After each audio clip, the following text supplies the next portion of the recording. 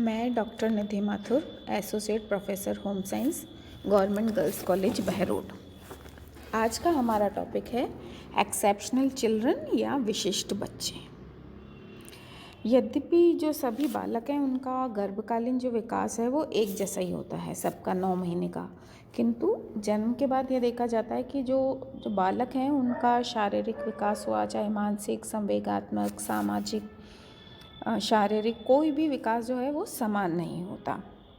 और जो ये डिफरेंस होता है उसका कारण कुछ भी हो सकता है, हेरिडिटी भी हो सकता है, एनवायरनमेंट भी हो सकता है, यानी विकास क्रम में विभिन्नताएं पाई जाती है। और जो ये विभिन्नताएं ये शारीरिक होगी, बौद्धिक, सामाजिक, संवेगात्मक या व्यक्तित्व किसी भी क्षेत्र में हो सकती है। यानी जैसे कोई बालक है वो बहुत अधिक बुद्धिमान होता है, कोई कम होता है, कोई मूर्ख होता है। किसी का व्यक्तित्व बहुत प्रतिभाशाली होगा तो किसी का उससे कम होगा, कोई निकृष्ट होंगे, कुछ बहुत ज़्यादा लोकप्रिय होते हैं और कुछ बहुत जैसे एकांत प्रिय वाले बच्चे होते हैं। यानी इस प्रकार बालक अपनी आयु के बच्चों के समान होते हैं और कुछ बालक उसके आगे होते हैं और कुछ पीछे होते हैं। यानी जो बालक अपनी आयु समूह के जो मापदंड हैं, जो हमने डेवलपमेंटल टास्क पढ़े थे कि एक आयु के ये स्पेसिफिक कैरेक्टर्स होते हैं कि इस आयु में उस बच्चे को ये चीज़ें कर लेनी चाहिए, तो इस तरह के जो स्टैंडर्ड्स हैं हमारे, उसके अनुसार अगर कोई शारीरिक, मानसिक, सामाजिक, शैक्षिक, संवेगात्मक या किसी प्रकार की किसी भी क्षमता में कम है या अधिक है, यानी सामान्य व्यक्ति से भिन्न प्रकार की क्षमता अगर कोई रखता है बच्चा, तो उसे हम विशिष्ट या असाधारण कह सकते हैं, एक्सेप्शनल चिल्ड्रन कहा जाता है।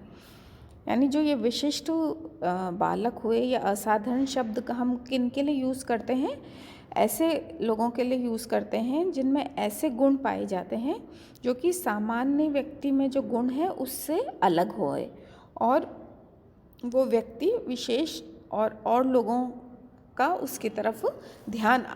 देने की आवश्यकता पड़ती है उन गुणों के कारण, जो कि सामान्य से कम होंगे या ज़्यादा होंगे तो विशेष ध्यान देना पड़ेगा। और इसी कारण से उनकी जो व्यवहारिक प्रतिक्रियाएं हैं या कार्य हैं वो भी प्रभावित होंगे। यानी यहाँ पे मतलब ये क्लियर करना चाह रहे हैं कि जो विशिष्ट बच्चे होते हैं वो सामान्य जो बच्चे हैं उनसे डिफरेंट, उनके अंदर कुछ ऐसे गुण होते हैं, चाहे वो पॉजिटिव वे में भी हो सकते हैं, नेगेटिव में भी हो सकते हैं, और मतलब उनको दूसरों का ध्यान अपनी ओर वो आकर्षित कर लेते हैं और सामान्य की तुलना में वो क्योंकि आगे पीछे होते हैं तो उनके विकास के क्षेत्र में उनको स्पेशल अटेंशन की ज़रूरत पड़ती है, जैसे पालन पोषण में उनको अधिक ध्यान देने की ज़रूरत पड़ती है। और इसी कारण से इन विशेषताओं के कारण ही उनका पालन पोषण और शिक्षा की कई बार व्यवस्था नहीं की जाती अगर, तो उनका जो विकास है और जो उनका समायोजन है उसमें परेशानी आने लगती है अगर उनको स्पेशल अटेंशन नहीं दी जाए या उनका ध्यान रखा नहीं जाए तो। यानी जो माता पिता हैं या शिक्षक हैं या बच्चों के साथ रहने वाले कोई भी व्यक्ति जो है उसके लिए ये ज़रूरी हो जाता है कि ऐसे बालकों की विशिष्टता पर ध्यान दिया जाए और उसके अनुसार ही उनके विकास में सहयोग प्रदान करे, जिससे कि उनका एडजस्टमेंट संबंधी कोई भी उनको प्रॉब्लम नहीं आए, वो आसानी से एडजस्ट कर सके। और बालक में जो ये कोई भी अलग सी जो विशिष्टता होती है उससे उसके विकास के मतलब केवल एक क्षेत्र में प्रभाव नहीं पड़ता, बल्कि काफ़ी सारे क्षेत्रों पर उसका प्रभाव पड़ता है। जैसे संवेगात्मक रूप से अगर कोई अस्थिर बालक है ना, वो बहुत झगड़ालू है या कुछ ऐसा है, तो उसका क्या होगा, सामाजिक समायोजन भी अच्छा नहीं होगा। और जो झगड़ालू प्रवृत्ति के अगर होंगे तो वो इजीली जो ऐसे बाल अपराध या कुछ इस तरह की ओर उनका झुकाव हो जाएगा। यानी हम ये कहना चाह रहे हैं कि अगर एक विशिष्टता उसके केवल विकास और जो समायोजन के जो दूसरे पहलू हैं उसको भी प्रभावित करती है। जो ये विशिष्ट बालक होते हैं वो कई प्रकार के होते हैं, जैसे शारीरिक व मानसिक जो उनके गुण हैं उसकी विशिष्टता के आधार पर हम इनको कई श्रेणियों में बांट सकते हैं। जैसे पहला हम बात करें तो शारीरिक दोषों से युक्त बालक, है ना, जैसे किसी प्रकार की कोई फिज़िकल डिसेबिलिटी है उन बच्चों में, है ना, कोई किसी भी कारण से हो जाता है कि कोई अंग खराब हो गया या कोई सामान्य क्रिया करने में उनको दिक्कत आ रही है, जैसे आँख की खराबी, काम सुनने में कम सुनाई देता है, या कोई अपंग बालक है, या किसी को स्पीच का डिसऑर्डर है, या कई बार कोई डेलिकेट बच्चे होते हैं इस तरह के शारीरिक रोग युक्त बालक, फिज़िकली डिसेबल्ड। अब जो ये फिज़िकली डिसेबल्ड वर्ड है उसको हटा दिया गया है, उनको स्पेशल चिल्ड्रन कहा जाता है, और यानी जो अपंग शब्द है वो हटाकर उसको दिव्यांग शब्द दिया गया है। तो हम शारीरिक दोषों से जो भी दिव्यांग बच्चे हैं वो इस विशिष्ट बच्चों के अंदर आते हैं, जिनको हम कहते हैं चिल्ड्रन विथ स्पेशल एबिलिटी, है दिव्यांग बच्चे। फिर है कोई मानसिक विकार युक्त बालक है, कोई मेंटल डिसऑर्डर है, उसको कोई बीमारी है बुद्धि की, उसकी मूर्खता, या कोई मूड बच्चा है, या कोई और भी बहुत सारे अलग अलग प्रकार की मानसिक रोग होते हैं, वो हो सकते हैं बच्चे को, है ना। तो कारण तो अभी अपन जब पढ़ेंगे तब और अलग अलग से पढ़ेंगे कि किन किन कारण से ये बच्चों के अंदर डिफेक्ट हो सकता है। फिर कुछ प्रतिभाशाली बच्चे होते हैं, प्रतिभाशाली यानी नॉर्मल से ज़्यादा अच्छा उनको सब आता है, तो उन लोगों के लिए भी एडजस्टमेंट में दिक्कत होती है। ये बच्चे कहलाते हैं गिफ्टेड चिल्ड्रन या प्रतिभाशाली बच्चे। जो नॉर्मल बच्चे जो एवरेज हैं या सामान्य बच्चे हैं उनकी तुलना में वो बहुत ज़्यादा जैसे फ़िज़िकल एक्टिविटी में भी बहुत ज़्यादा एक्टिव होंगे, या मेंटल उनकी जो कैपेबिलिटीज़ होंगी वो भी बहुत हायर लेवल पे होगी। सपोज़ मान लो कि अगर उसको 5वीं कक्षा का पढ़ाया जा रहा है, पर उसको तो कैपेबिलिटी उसकी होती है 10वीं की। अखबार में कई बार आप पढ़ते होंगे विश कि भाई उसने इतने 9 वर्ष का बच्चा था और उसने ग्रेजुएशन कर लिया। इस तरह के जो बच्चे होते हैं वो विशिष्ट बच्चे कहलाते हैं या प्रतिभाशाली बच्चे कहलाते हैं, जिनको फिर अलग तरह की ट्रेनिंग दी जाती है, अलग तरह से उनका पालन पोषण करा जाता है। फिर कोई प्रॉब्लम चाइल्ड भी होते हैं, समस्यात्मक उनका व्यवहार होता है, कोई संवेगात्मक इम्बैलेंस होता है, या अलग अलग तरह की समस्याएं होती हैं। बाल अपराधी भी होते हैं। फिर जो बाल अपराधी बच्चे होते हैं उनका भी रीज़न इनिशियली उनके जो पालन पोषण है उसमें जो गड़बड़ियाँ होती हैं वो भी एक कारण हो जाता है, और बहुत सारे कारण होते हैं। अपन जब एक एक अलग अलग से पढ़ेंगे तब अपन और इसको क्लियरली समझेंगे। फिर है कि भाषा दोष युक्त बालक होते हैं। हमने भाषा दोष डिफेक्ट्स पढ़े थे, जैसे कोई हकला रहा है या तुतला रहा है, या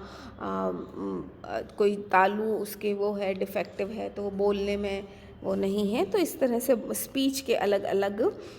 डिसऑर्डर्स होते हैं, उसके वो बच्चे भी विशिष्ट बालक की कैटेगरी के अंदर आते हैं। फिर होते हैं इमोशनली माल एडजस्टेड बच्चे होते हैं, संवेगात्मक रूप से कुसमायोजित बालक, है ना, जैसे उनके संवेगों पे कंट्रोल नहीं होते, कई बहुत झगड़ालू प्रवृत्ति के होते हैं, एग्रेसिव होते हैं, बहुत जल्दी टेम्पर लूज़ कर जाते हैं। इस तरह के बच्चे जो होते हैं उनको भी हमको अलग तरीके से ट्रीट करना पड़ता है, क्योंकि उनको बहुत ज़्यादा एडजस्टमेंट की प्रॉब्लम होती है। यानी हम ये जो क्लासिफिकेशन है इससे हमको ये चीज़ क्लियर हो जाती है कि जो स्पेशल चिल्ड्रन जो होते हैं, विशिष्ट जो एक्सेप्शनल बच्चे हैं, उनमें कोई ना कोई शारीरिक, मानसिक या संवेगात्मक